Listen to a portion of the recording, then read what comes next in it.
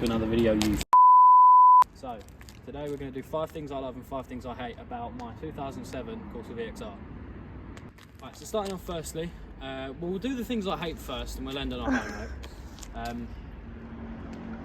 This is something that I've kind of caused myself, but there's 2 things within the fog light. So, if I draw your attention to this near side fog light, you can see, I've got obviously the LEDs on, but you can see one of the old LED bulbs that's snapped off inside. Yeah, I don't like that. It's very annoying. I don't think you can really see it on the camera. You sort of can. There you go. It's very frustrating, but just one of those things. Also, the number 2 is the fog light lenses. Not lenses, the surrounds. Because someone has previously sprayed them black, on these cars they come chrome because it ties in with the badges, and also the surround for the indicators are also chrome when you get the VXRs as they come. But someone sprayed it black to match with these bumper trims, I'm assuming, and due to just rock chips, especially in the UK roads, the second they grit the roads, everything is shit, makes your car very dirty, and the stone chips are unlike anything you've ever seen.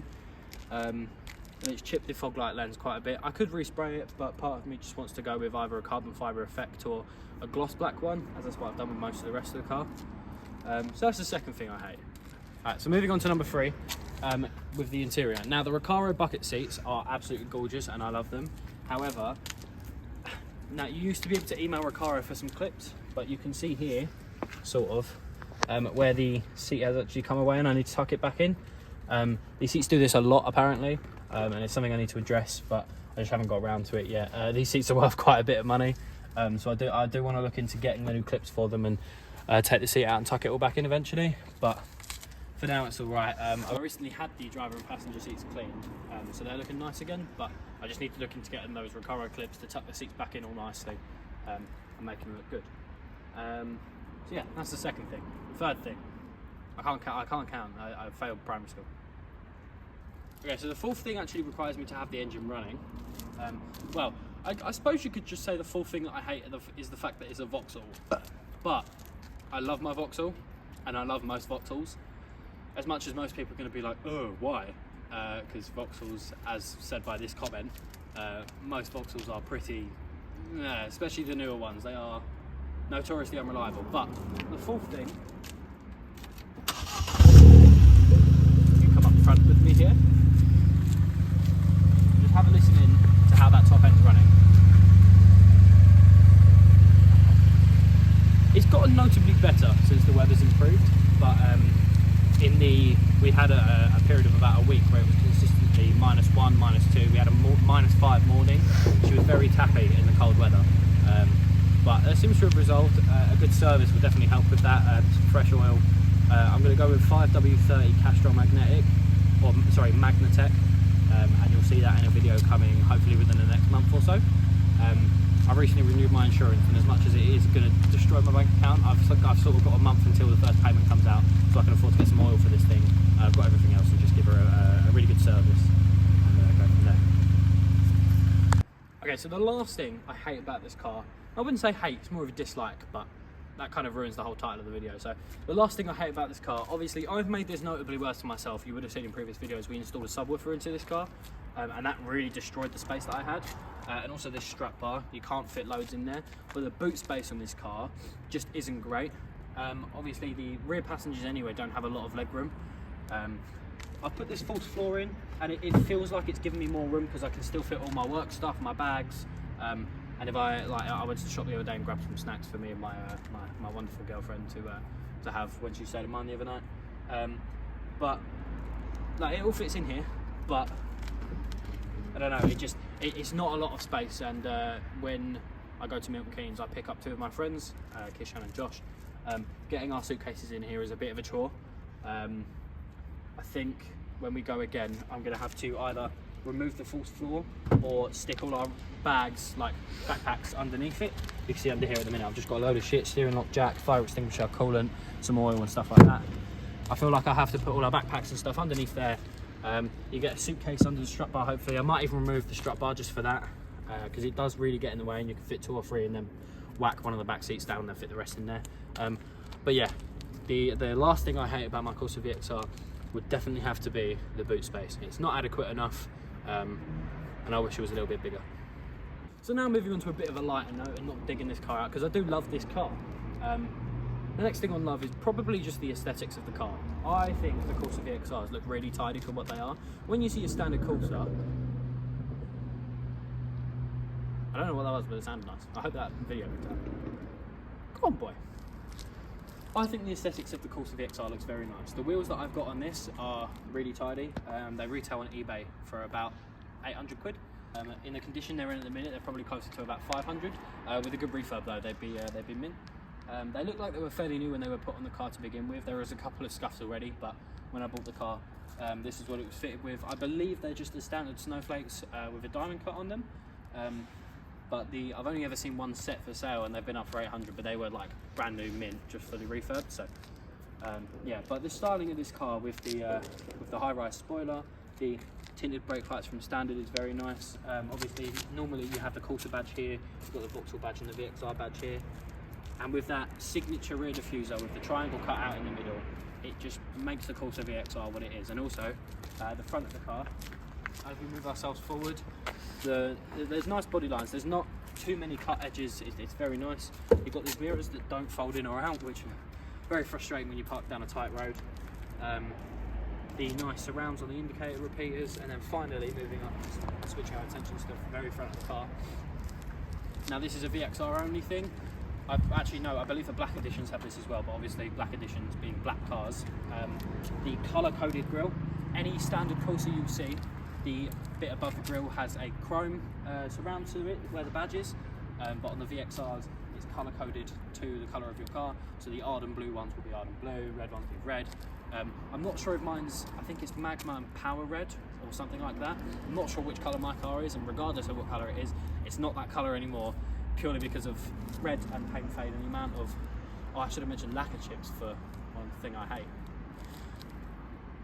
Just it being a red car, it fades quite a bit.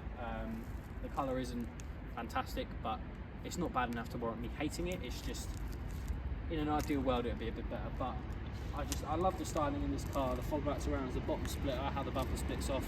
I just think it's gorgeous, and I love this car very, very much. Really, everywhere we go, there's trains. Moving on to the second thing that I love about this car, the interior styling. Now, I know a lot of this is just the way the car's styled, and it's not a lot of what I've done to it.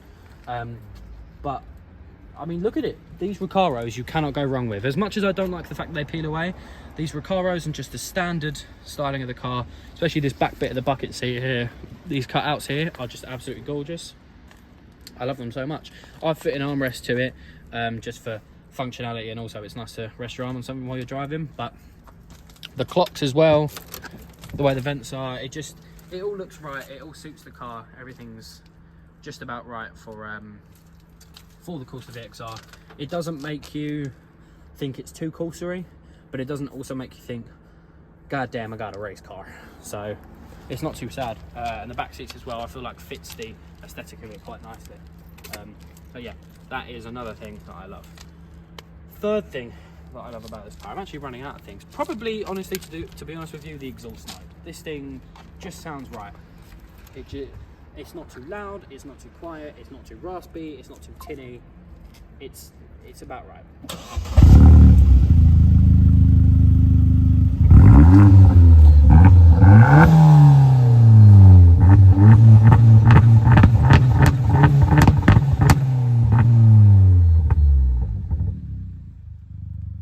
And at the same time, you may have heard the fourth thing that I love, which is that glorious induction noise. As every time I rev it and you come off the throttle, that boost pressure escaping. Gorgeous noise, you can't go wrong. So that's 3 and 4 for you. Moving on to the absolute last thing that I love about this car, honestly, just the power and the way it handles. Now, I can't obviously demonstrate that for you guys because you're never going to feel it unless you're actually in the car. But for a little tiny hatchback, having 189 horsepower and a a suspension setup that just purely grips to the road. I've had this thing going through lanes at speed limit speeds, and it grips to the road. There's no slides. Lift off oversteer is obviously a factor in a front wheel drive car, but there's not too much oversteer. There's not very much understeer like the Vectra VXR, which is horrible. The Jeremy Clarkson clip of him driving the Vectra VXR, and just the sheer understeer he gets will always crack me up. But these cars don't suffer with that. They grip to the road nicely, they power out of the corner beautifully. It's not fast, it's quick. There is a difference between the two. If you've got a quick car, you can get out of a jam nicely. It's nice and fun through some country lanes, especially like we have here in England. But it's not fast. If I keep my foot down on the Autobahn or somewhere else like that, it's not going to blow your mind and hit 200 plus miles an hour. You know, whenever you look up the specs for this car, it's got a top speed of 140. It's not crazy fast, but it's a quick car, it's a fun car, it handles amazingly. I've never had a complaint with how this thing handles, especially now that I've replaced those lower arms. As much as the steering wheel was a bit on the piss, because I'm assuming it was aligned when it had the bad ball joint. I haven't aligned it at any point, but I plan to soon. Just the way it handles is just absolutely sublime. I have absolutely no complaints. So there we go. They are 5 things I love and 5 things I absolutely hate about my 2007 Corsa VXR. Overall, to be honest with you, I absolutely love this car. It hasn't really put a foot wrong. You may see in a lot of my videos I'm having to replace quite a few things, and that does happen a fair bit. But obviously, if you drive a car hard, things are going to go wrong. I've got a gearbox mount to install, and that'll be coming up in next week's video, along with a couple of other things. I haven't really planned that out. I'm just filming this now so I can get it ready to upload next week. Thank you guys so much for the support recently. I think we've got like 3 or 4 videos now over 2,000 views, one over 4,000, which is just absolutely nuts. And we're approaching 300 subscribers pretty blooming fast. So I really do appreciate the support. I just like making these videos, it's great. But don't forget to like and subscribe and comment down below what you would like to see more of. And hopefully I can do a couple more things to this that are, I'm trying to not make it like stupidly unaffordable. I don't want to pour a stupid amount of money into the engine, make this thing like unreal power, and then it will handle crap and just not be a nice car to drive. Considering this is my daily driver, and I clock a fair amount of miles into it driving up and down the motorway every day, I don't want this car to become one of those cars that's just pretty nutty. And I had one of you who actually watches the videos, who lives fairly close to me actually, he found my Instagram and he messaged me a while ago, and he mentioned how it's nice to have a relatable car that's not too expensive. So let's say, for example, I could afford an M3. Doing work on an M3 is pretty ridiculous. Parts, stupid money. The car, to run it, is stupid money. And running a thing like this, obviously, running a car like this, obviously, it's not cheap because it is a turbo car. But I mean, I've got from South London to Newcastle in a single tank of fuel. And I feel like that's pretty good going. I mean, to be fair, once you've got on the A1, it's pretty much just one road the whole way up, but I'm pretty happy with this thing. There's not too much more I want to do to it. Repairs and some cosmetic modifications probably.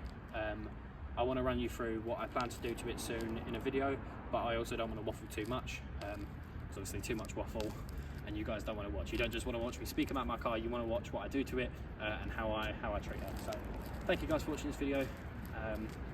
And I'll see you again in next week's video, where hopefully we'll be installing the gearbox mount and doing a couple of other little bits. There's not a lot more I want to order, but for now, she's good. She'll be right.